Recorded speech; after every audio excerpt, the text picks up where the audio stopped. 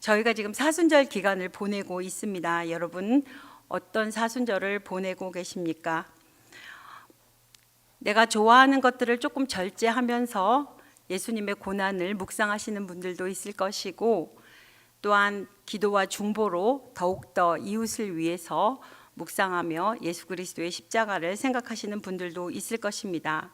반면에 그날이 그날이요 하며 일상을 보내고 있으신 분들도 우리 교회는 없지만 다른 교회는 있을 수도 있다고 생각을 합니다. 그런데 우리가 이 시간 다시 한번 주님의 고난을 우리의 삶에 적용하며 예수 그리스도를 늘 묵상하는 그런 소중한 나날들이 되시기를 간절히 소망합니다. 오늘 본문 말씀은 의를 위해 고난을 받으셨으나 부활하사 영광의 자리에 오르신 예수 그리스도의 모범을 제시함으로써 우리들에게, 성도들에게 하여금 고난에 동참해 그리스도를 본받도록 말씀하고 있습니다. 다시 말해서 예수 그리스도께서는 의인으로서 불의한 자를 대신하여 십자가에 달려 죽임을 당하는 고난을 겪으시며, 심지어 노아 시대에 불순종한 자들, 즉 현재 옥에 있는 영들에게까지 그리스도가 주이심을 선포하신 사실을 언급함으로써 성도들이 고난 중에 더욱더 선을 행하고 예수 그리스도가 주님이심을 전파하는 것을 다시 한번 강조하고 있습니다. 오늘 저는 세 가지 예를 들어서 함께 여러분들과 은혜를 나누고자 합니다. 첫 번째는 주님보다 더 큰 고난을 받은 성도는 단 한 명도 없습니다. 18절 말씀에 보시게 되면 그리스도께서도 단번에 죄를 위하여 죽으사라고 기록되어 있습니다. 우리 주님은 한 점의 죄도 없으시고 한없이 의로우며 거룩하신 분이십니다. 믿으시지요? 그럼에도 그리스도께서는 죄인들을 위해 의로운 고난을 받으셨습니다.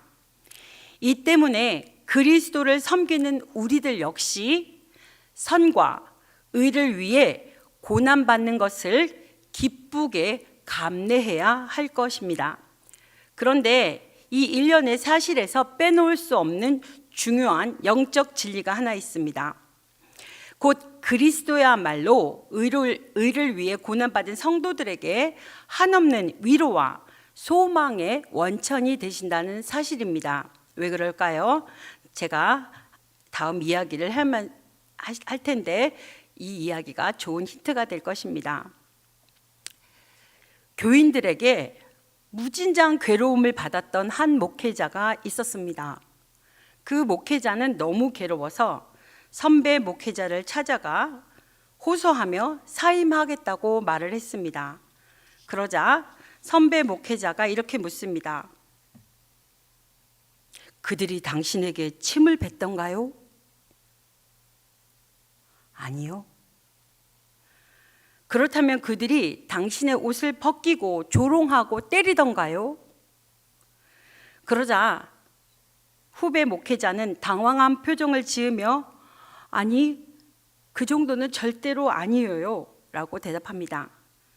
그리고 계속해서 선배 목회자가 질문을 이어갑니다. 그러면 그들이 당신에게 채찍질하고 가시관을 씌웠나요? 라고 묻자 후배 목회자는 결국 얼굴을 떨구며 이렇게 말합니다. 아닙니다. 저의 괴로움은 결코 그에 비교될 수조차 없습니다. 그러니 받은 사명대로 열심히 목회를 계속하겠습니다. 라고 말합니다. 여러분, 이 이야기가 의미하는 것이 무엇인지 아시겠습니까? 우리의 어려움과 고난이 아무리 큰들 그리스도의 고난과는 도저히 비교될 수 없다는 것입니다. 곧 이 땅에 사는 그 누구도 그리스도께서 받으셨던 고난보다 더 힘들고 어려운 고난을 겪을 수 없습니다. 그래서 우리가 고난받을 때 주님을 생각하는 것은 엄청난 은혜가 되며 우리의 삶에 큰 힘이 될 것입니다. 자신보다 더 큰 고난을 당한 분을 생각함으로 위로와 소망이 생기고 고난을 이길 힘과 용기를 얻게 될 것입니다. 그러므로 우리 성도들은 고난을 받을 때 무엇보다 먼저 의를 위한 고난의 모범을 보이신 그리스도를 바라보아야 할 것입니다. 그런데 우리가 너무나 많은 경우 선을 행하다가 요만큼의 어려움이 닥치게 된다면 그리스도보다는 세상을 바라보고 원망과 불평하며 낙심하기 일쑤인 것 같습니다. 고난을 받는 우리가 주님을 바라보지 않고 잠시 한눈을 팔면 우리 입에서 이런 말들이 나오는 것 같습니다.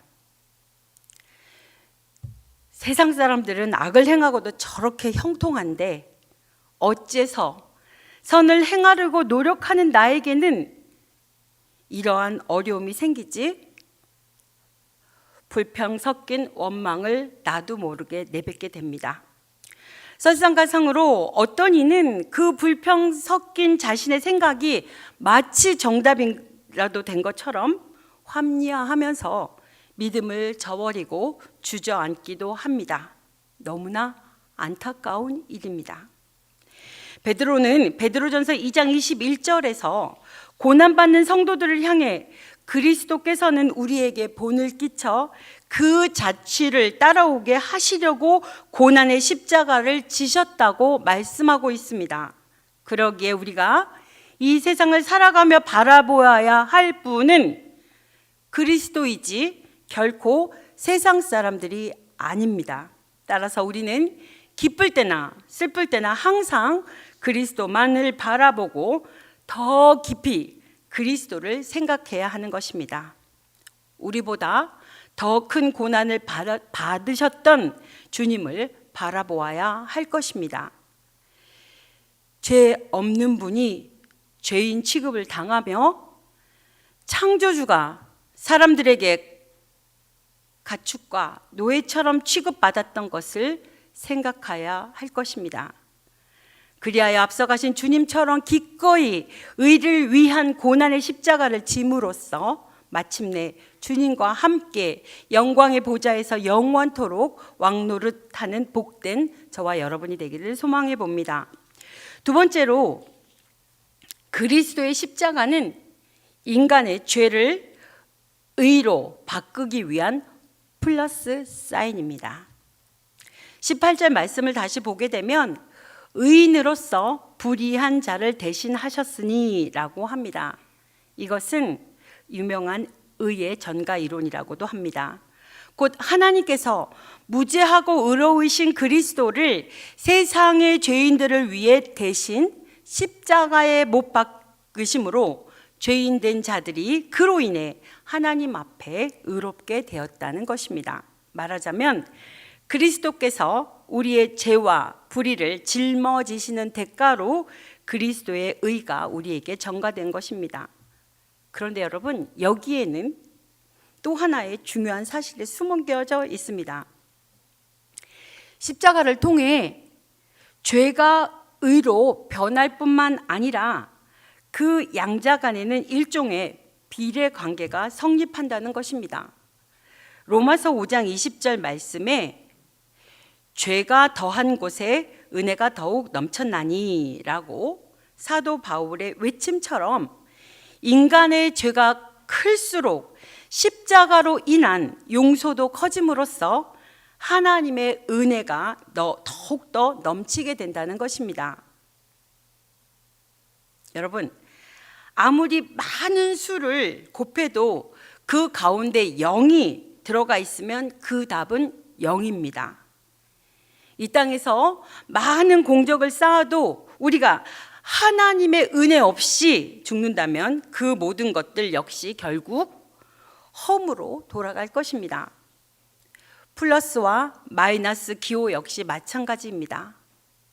아무리 많은 수가 있어도 그 앞에 어떤 기호가 붙었느냐에 따라 그 모든 수의 성질이 달라지듯 우리 각 사람의 인생 역시 그리스도의 십자가라는 플러스 기호가 붙는가 아닌가에 따라 완전히 달라지는 삶이라는 것을 기억하시기 바랍니다.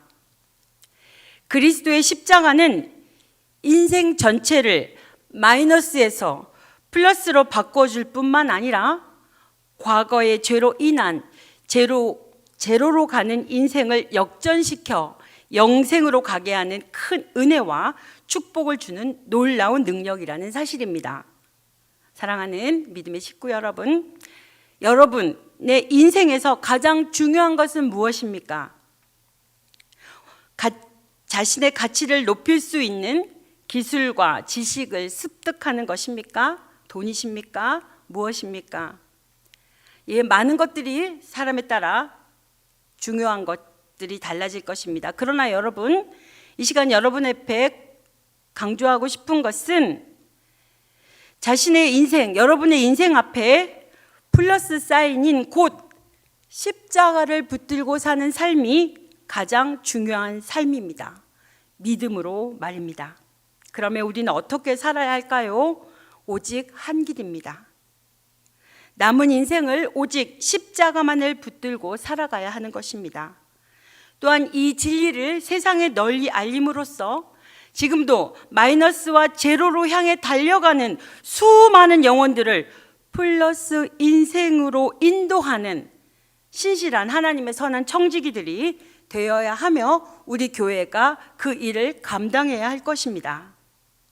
마지막으로 2000년 전에 그리스도의 십자가는 오늘의 나를 위한 것입니다. 18절 후반절 말씀을 보게 되면 이는 우리를 하나님 앞으로 인도하려 하심이라고 기록되어 있습니다. 그리스도의 십자가의 목적은 바로 우리를 하나님 앞으로 인도하는 데 있다는 것입니다. 이를 통해 우리는 그리스도의 십자가 사건은 바로 우리를 위한 것이며 복음의 기록은 현재 우리를 위한 이야기임을 알게 됩니다. 다시 말하면 복음의 모든 기록은 세상의 많은 동화나 옛날 이야기처럼 2000년 전에 살았던 한 예수라는 사람이 세상을 위해 착한 일을 많이 하다가 나중에 하늘에 올라가서 잘 먹고 잘 살았다는 식의 막연한 이야기가 아닙니다. 우리는 공적 예배를 통해 소그룹 목장 모임을 통해 또한 공동체 성경 읽기를 통해 말씀하시는 하나님과 그리스도는 어떤 분이신가를 매일 묵상하고 있습니다. 그래서 우리는 하나님께서 이 세상 누구보다 우리를 사랑하시고 우리의 문제를 해결하기 위해 애쓰시는 분임을 알 수 있습니다. 독생자 그리스도를 이 땅에 보내신 이유와 그리스도께서 기꺼이 그 고통 가운데 십자가를 지셨다는 사실만으로도 우리는 그것을 충분히 이해할 수 있습니다.